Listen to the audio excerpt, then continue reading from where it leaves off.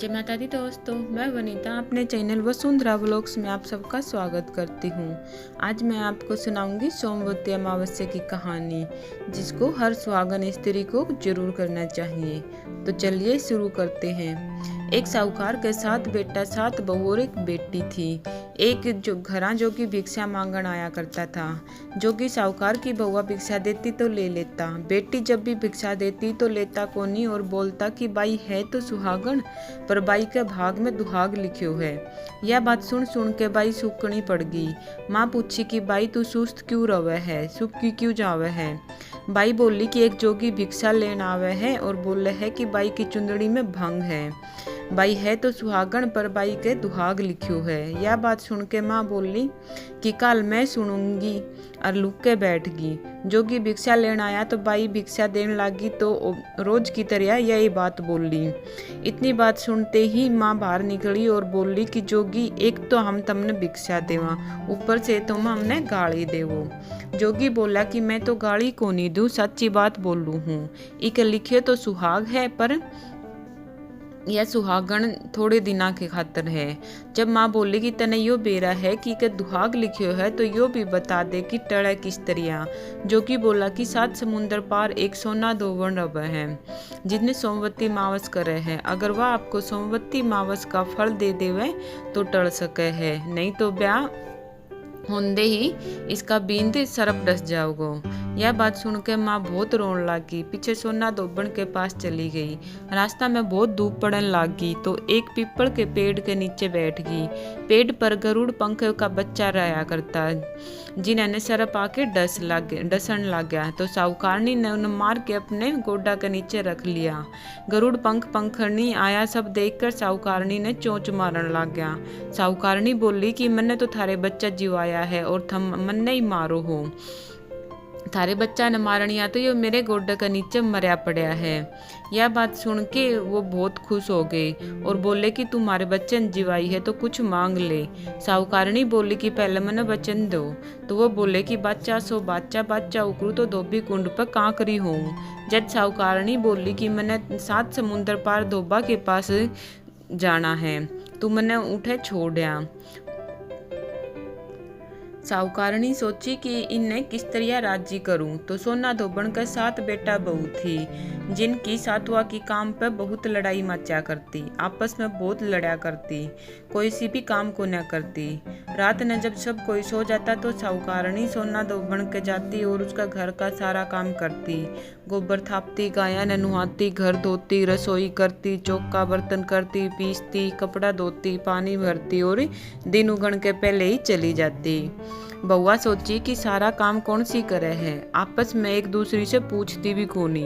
एक दिन सोना धोबन बउआ ने पूछी कि थम आज का लड़ो भी कोनी और काम भी ठीक ठाक करो हो तो कौन सी करे है। बउआ बोली कि सासू जी, काम तो हमने ही करना है, चाहे लड़के करा चाहे राजी से करा, तो लड़ाई करने से क्या फायदा। सोना धोबन सोची कि आज देखा तो सही कौन सी बहू काम कर रहे है, और रात ने सोई कोन्या। देखा तो एक स्त्री आई और सारा काम कर गई। काम करके ने जान लगी तो सोना धोबन पूछी कि भाई तने को इसी के दरकार से हमारे तय जो तू इतना काम कर रहे है। वह बोली कि दरकार है जब तो मैं थारा काम करूँ हूँ। सोना धोबन पूछी कि तने के चाहिए। साहूकारनी बोली कि मैंने पहले वचन दे। जब बोली कि बच्चा सो बच्चा उकू तो धोबी कुंड पर कांकरी हो जाऊं।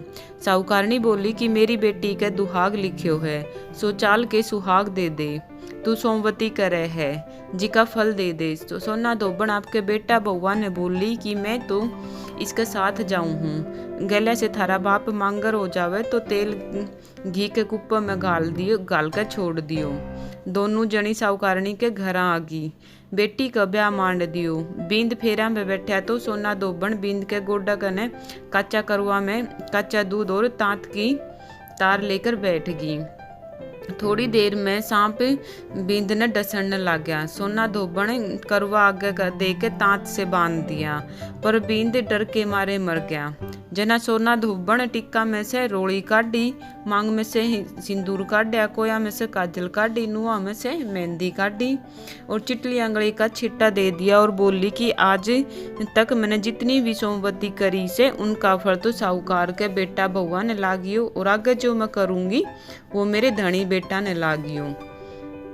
इतना कहते ही बिंद उठ के बैठ गया। सब कोई सोमवती की जय जय बोलने लग गया। सोना धोबण पाछे जान गई थी कि साहूकारनी बोली कि जान लागी तो साहूकारनी बोली कि तने मेरा जमाई को जीवन दान दिया है सो कुछ मांग ले। वह बोली कि मने तो कुछ को नहीं चाहिए, खाली एक कूक सिलाव की हांडी दे दे।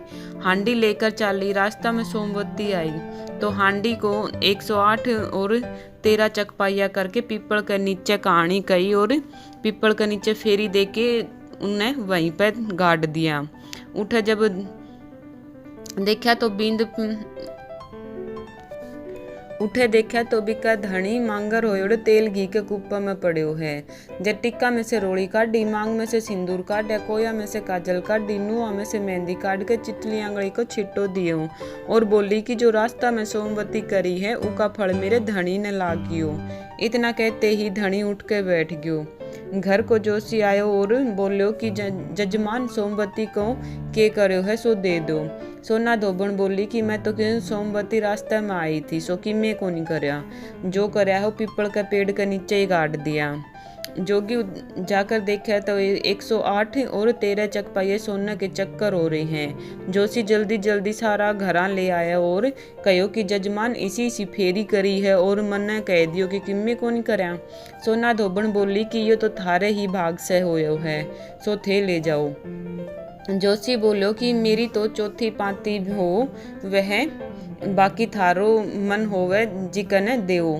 सारी नगरी में हिलो फेर दियो और सब सोमवती करियो। हे सोमवती अमावस्या जिसा साहूकार की बेटी ने सुहाग दिया उसा सब ने दिए। कहता ने सुनता ने हुकारा भरता ने अपने सारे परिवार ने। सोमवती अमावस्या की कहानी कहने के बाद बिना एक जी की कहानी जरूर कहे। धन्यवाद।